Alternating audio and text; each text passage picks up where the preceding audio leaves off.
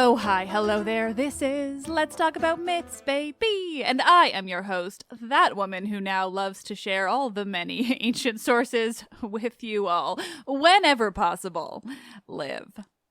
And while obviously today's episode is one of those instances, we're at a point in this show where I have covered all of the most famous myths and now get to dive into things like plays more often. Or I will get to some ancient novels soon, but gods, they are more time consuming, and so I'm putting them off.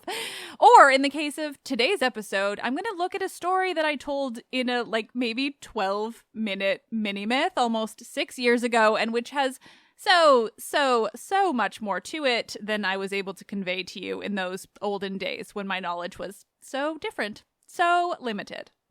We are talking about Daphne, of course. You've seen her name in this episode's description already, so you know. That nymph so famous for turning herself into a tree in order to escape that often dangerous god, Apollo. A quick note that this is a particularly graphic story of attempted assault. It is no Procne and Philomela, of course, but it is explicit if you need to take care of yourself and avoid it. Apollo and Daphne's story appears most famously in Ovid's Metamorphoses, so today we're going to look at that, particularly in the new and incredible translation by Stephanie McCarter. Oh my god. Did you listen to her episode with me? Fuck. God, I love this translation. And we're going to look at other sources, though. All the other sources which speak of that nymph and her relationship, whatever, with Apollo. Or sometimes she's just a mortal woman who is turned into the laurel tree. We're going to look at it all. She and that tree are oh so famous, and their story spans so many sources in the world of ancient Greek mythology. She is so much more than just a tragic moment in Ovid and that absolutely unbelievable statue by Bernini. So many listeners actually listen to that really old episodes, and then they scroll through almost 6 years worth of my Instagram just to find the time that I posted a photo of that piece and the one that's Hades and Persephone, basically, Proserpine and Pluto. I'm not going to cut that out. I almost forgot his Roman name. Because honestly, though, Bernini, it makes me happy every time you guys go back and like those ancient photos. If I'm loving anything that's not the classical world, it's fucking Bernini. But today isn't about him. It's about Daphne. Daphne in all of her many forms.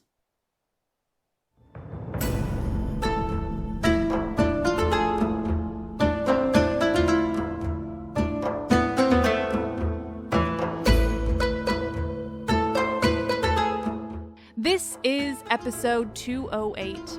Apollo, god of traumatic transformations, the many mythologies of Daphne.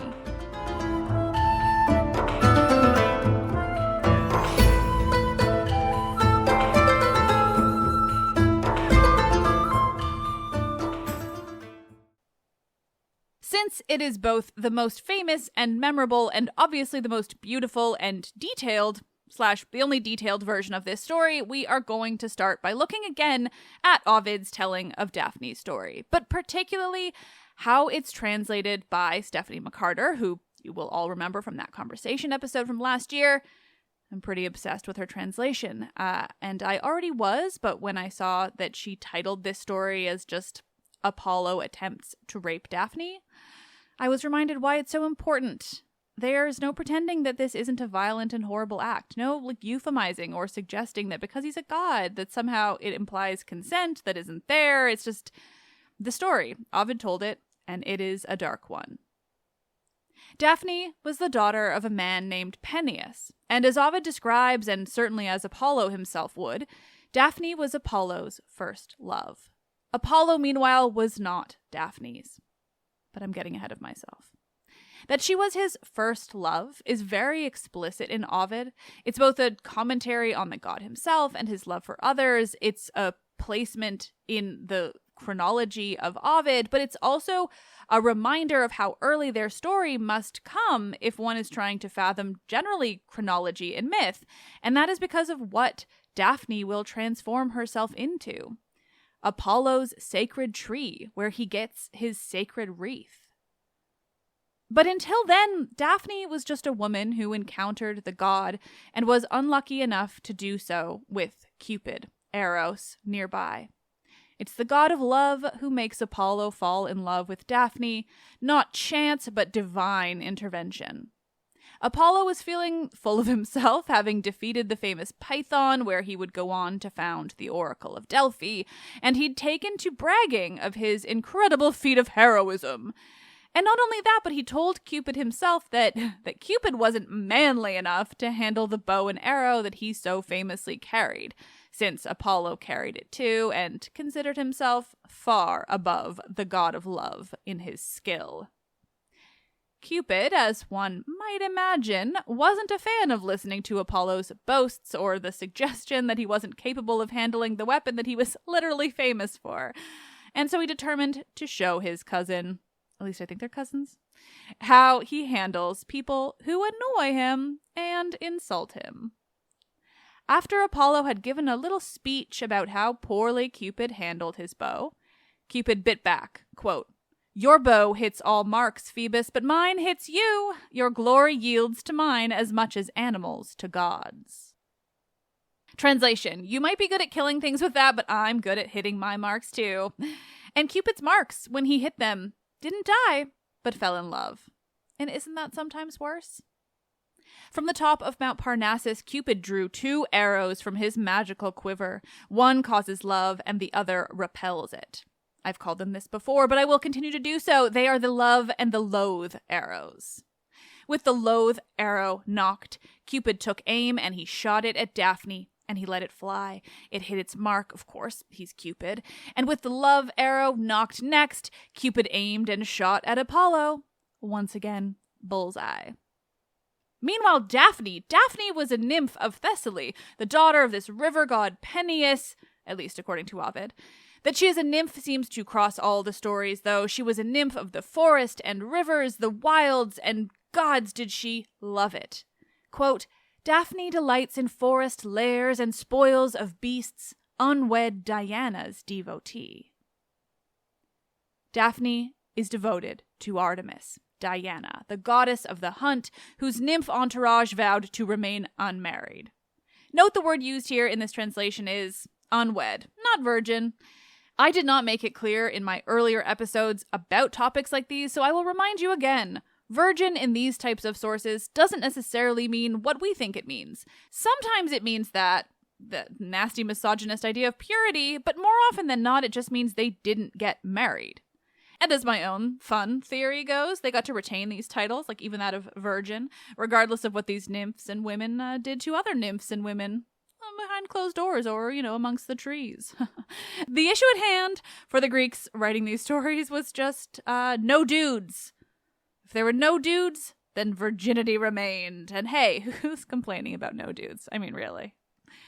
Ovid drills this point into his readers. Daphne did not want to get married, although many, many men had sought her out and they'd attempted to court her to get her to marry them. But, quote, "she did not want a man and never had." And Daphne stood her ground, too, even when her father would tell her that she owed him grandsons. We're told, quote, "she hated wedlock like a crime." Ugh, gods, again, the respect I have for her and also the obsession I have with this translation. But Daphne knew how to get her father on her side. She wouldn't marry, and so she appealed to his softer side, his fatherly side. She asked him directly to let her always remain a virgin, unmarried, to let her remain with Diana and the nymphs in the life that made her feel so happy, so fulfilled.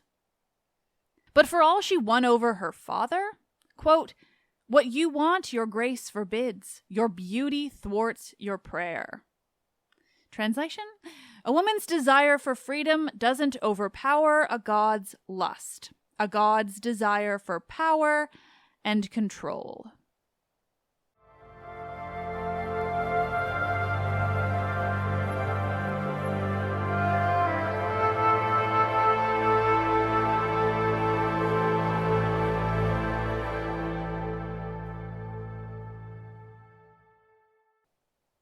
Apollo loves Daphne, or so he believes. He loves her because the god of love forced it upon him, hit him with that love arrow that caused an overwhelming and unquenchable desire.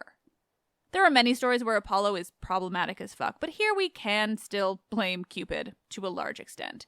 It brings up too many questions about self-control in the face of divinity, though, so I'm just not going to dwell on it. But the point is Apollo fucking wants her. He wants her so badly, it's all he can think about. He thinks about their wedding and their wedding night, and he thinks about it as he speaks to his oracle, as she tells him what he wants to hear.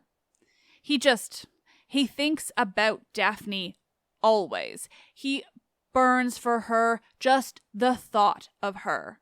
Quote, like stubble burning at the end of harvest, or like a hedge lit by a traveler's torch brought in too close, or left at dawn, just so the god went up in flames. His whole heart burns. So Apollo just watches her. He watches Daphne wherever she is. He stares at her. He memorizes everything about her. He looks at her hair and he wonders what it would look like styled differently. He looks at her bare skin, her clothes, and he thinks about what else he can't see beneath them. What parts of her are covered by those clothes. Quote, the parts he cannot see, he thinks, are better. But Daphne just runs. She gets the fuck away from him, running as fast as she can and avoiding him with everything that she has in her, even as he calls her back. He calls to her, asks her to wait, tells her he's not her enemy, that isn't why he's chasing her, and yet he calls out, "You're running as if in danger." Quote, lambs flee from wolves like this, or deer from lions. Like this, wings fluttering doves flee from the eagle. All things their foes, but I chase out of love. He suggests that he's concerned for her. He doesn't want her to trip and fall, to injure herself. He tells her there's rough ground ahead, that she should slow, and he'll slow too.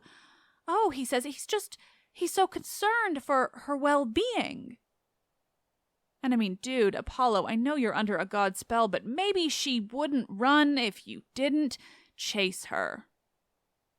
Still, logic is beyond him.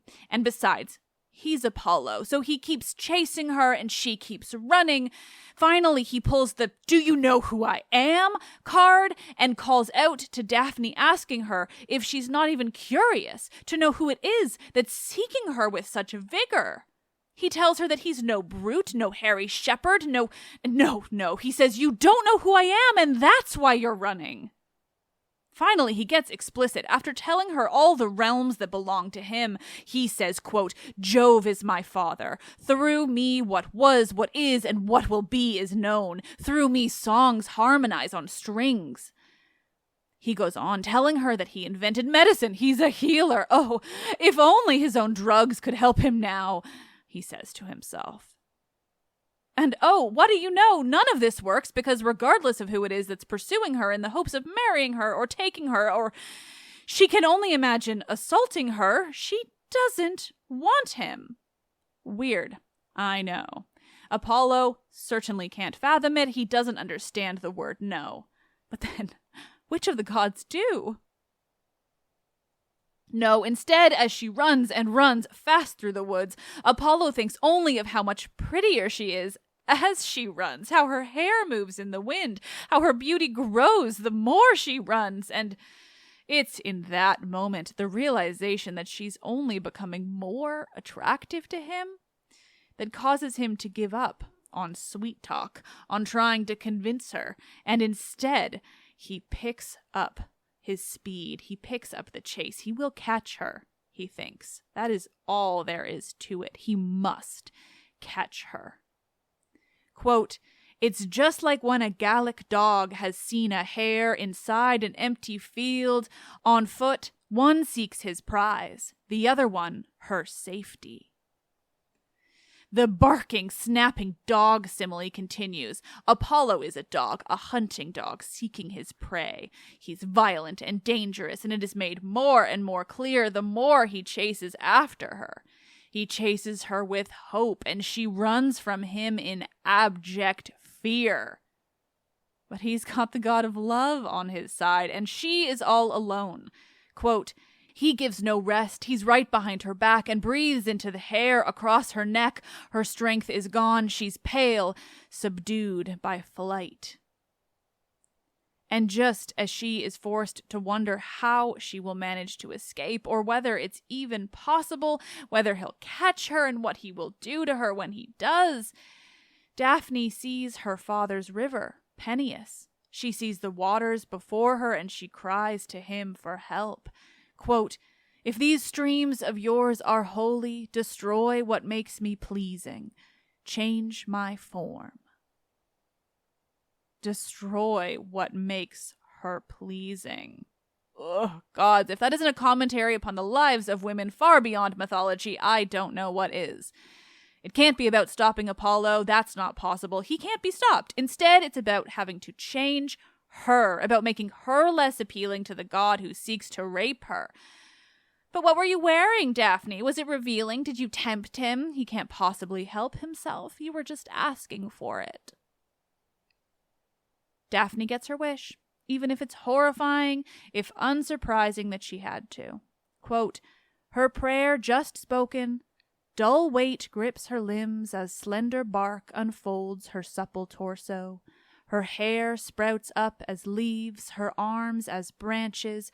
A stiff root clasps her foot, just now so swift. The treetop takes her mouth, just her gleam remains. And you know what the first line is after Daphne has been transformed? After she's been forced to ask for her entire body, her entire being and consciousness to be altered forever just to escape Apollo's assault? The first line after that happens is, Apollo loves this too. He touches her. He rubs her bark, her branches, quote, he feels her chest still trembling beneath the brand new bark and hugs the boughs like arms, kissing the wood which still resists his kiss. He manages to sexually assault her even as a fucking tree. And then he decides he's still so in fucking love with her, even as a tree she was forced to transform into to escape his clutches, that he will make her his tree. She's become the laurel tree, and he's going to make it his own. He'll wear her leaves in his hair. He'll use her wood to make the lyre, his quiver. And he adds, since he'll remain young and beautiful forever, and she'll be tucked into his hair, so will she remain young and beautiful forever.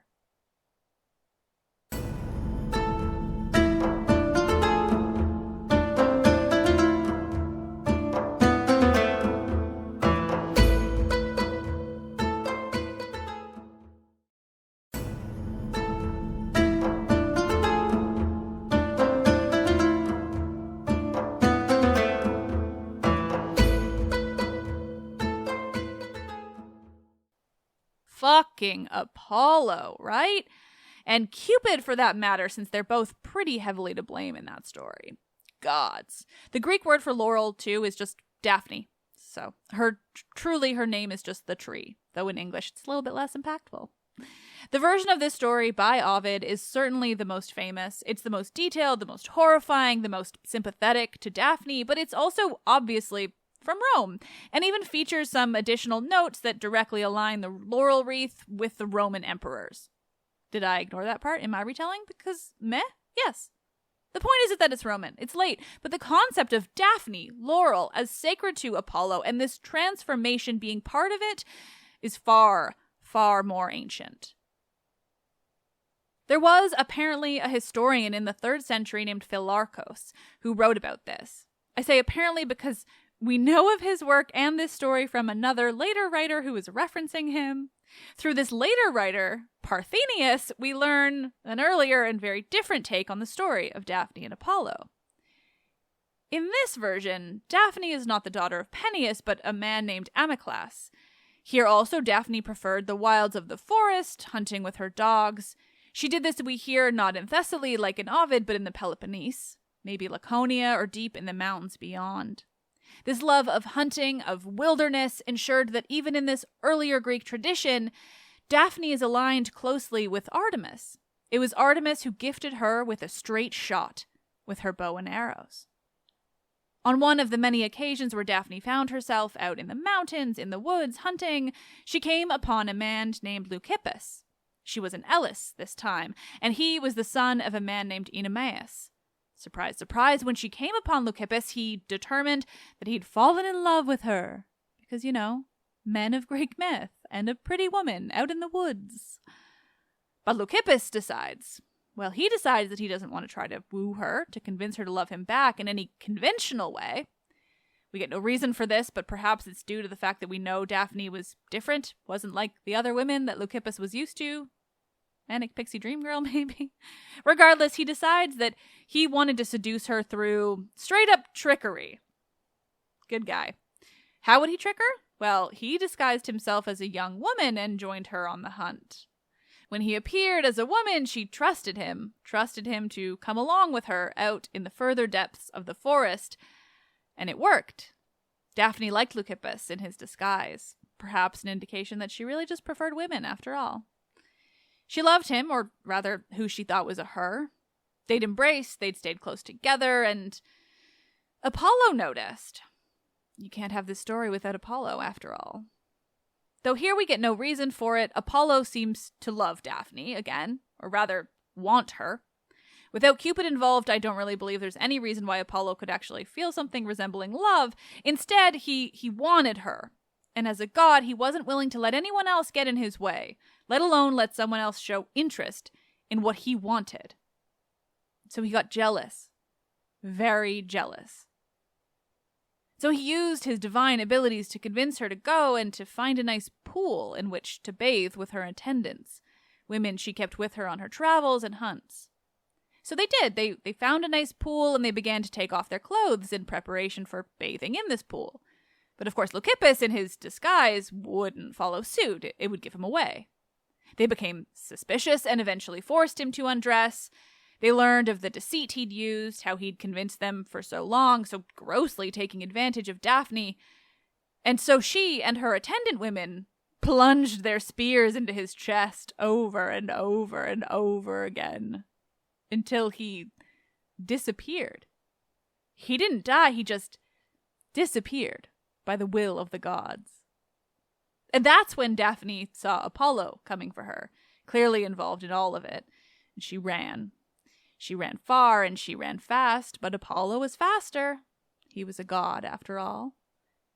And here she called out to Zeus, of all people, to hide her from sight. And thus she became the laurel tree, the Daphne tree.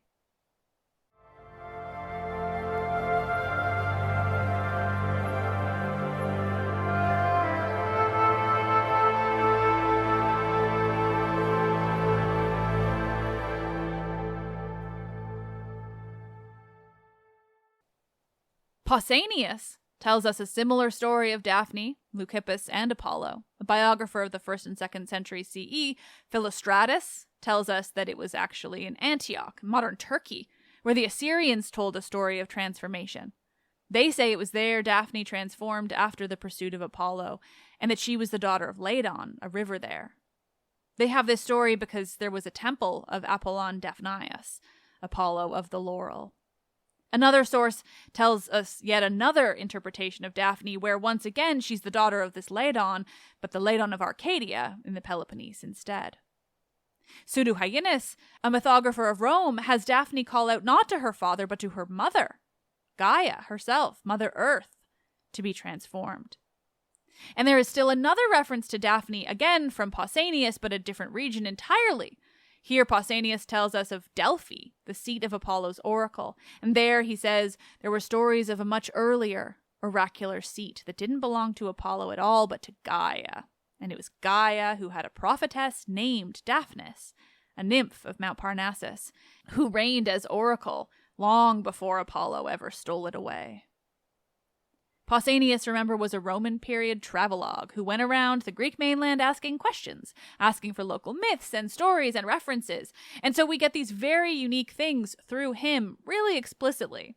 We love him for that. He's fascinating. But it also connects back to something that is known with a bit more certainty, as far as I understand. There was an earlier oracle, one older than the most famous one, and that one was much more specifically connected with Earth, with Gaia, with no man around at all.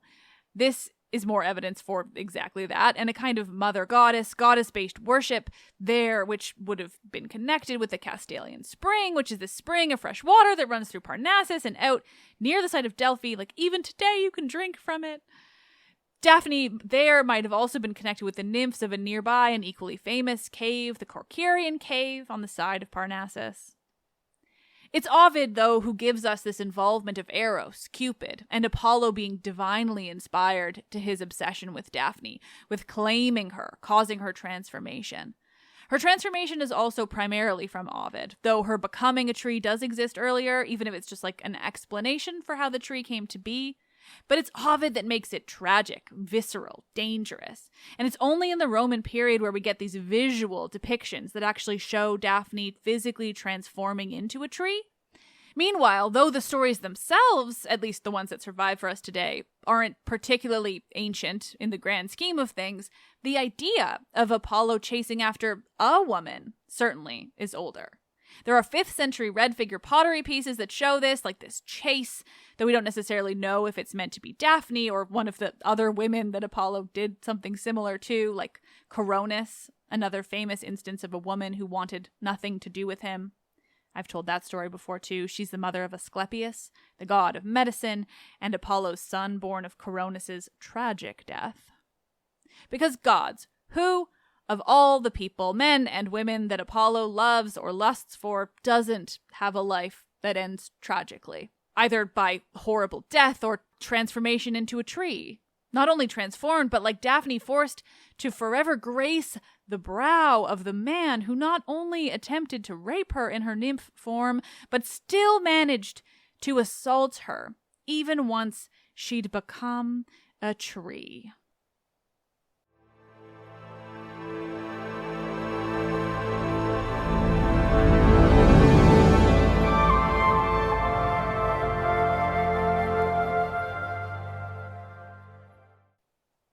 Ugh, nerds. You know what's fun? That knowing I've done this episode on one of Apollo's many crimes, which exist in the ancient sources, clearly, might get me some angry people in my DMs or my comments. Pissed off that I insulted Apollo. Something about him. Yeah, it's happened before. So I'll just say to whoever might wish to do that, I am sorry that your god has so many stories of assault and tragic death. That's on the ancient Greeks. It's not on me. Life's wild. Anyway, as always, thank you so much for listening. I was really excited to tell this story again because, like, not only has it somehow been almost 6 fucking years, but it's such a beautiful, if horrifying story, and I was also just really desperate to read Stephanie McCarter's new translation and share it all with you. It makes all the difference, let alone the fact that, like, I now have the resources to dive into all those other varying and interesting versions of their story, all those things that existed long before Ovid took it and kind of made it his own. While I know I'm not even close to running out of Greek myth content to share with you all, ultimately, I have gotten through many of the shorter stories, but I still try to make sure that, like, not every episode is part of a longer series, which is where stories like this come in. Stories that I've told in 10 or so minutes so many years ago, but which have so much more to them, let alone, like, that they just deserve more interesting and detailed attention, like this one. Like, gods, it's so fun. So anyway, thanks for being here. As always, let's finish this off with a lovely 5-star review from one of you amazing listeners. Consider leaving me one. They make me happy and they help the show keep growing and thus, keep going. This one is from a user called Ari McKay from Australia. I love it. I have been binge listening to this podcast for the last month, and I swear that the love Liv has for Greek mythology is contagious. I started listening because I've got a large break between high school and uni and just happened to discover my new interest. I've been listening on Spotify, but I came over here in order to tell you how much I love this podcast. The more I listen, the more I love it. This podcast has awakened a huge curiosity within me and given me a love for Greek myths. Not only do I listen to the myths, but also for her feminist perspective is so relevant these days, and putting the myths in modern day context is so important. Recognizing the similarities within our cultures just shows us how far we still have to go to get true equality. Keep up the great work. Thank you. That was really lovely. I'll love to hear that. Let's Talk About Myths Baby is written and produced by me, Liv Albert. Michaela Smith is the Hermes to my Olympians. She handles so many podcast-related things. Honestly, she's the absolute best. I couldn't do it without her. Same with Stephanie Foley, who works to transcribe the podcast for YouTube captions and accessibility. The podcast is hosted and monetized by iHeartMedia. Help me continue bringing you the world of Greek mythology and the ancient Mediterranean by becoming a patron, where you'll get bonus episodes and more. Visit patreon.com/mythsbaby or click the link in this episode's description. Sometimes I record a bunch of episodes at once, and so I say that too many times. Thank you all. You're seriously cool for loving and listening to all these stories, and I fucking love getting to tell them to you, particularly with all these skills that I've got now. Like, I'm proud of this one, so thanks for being here. I'm Liv, and I love this shit.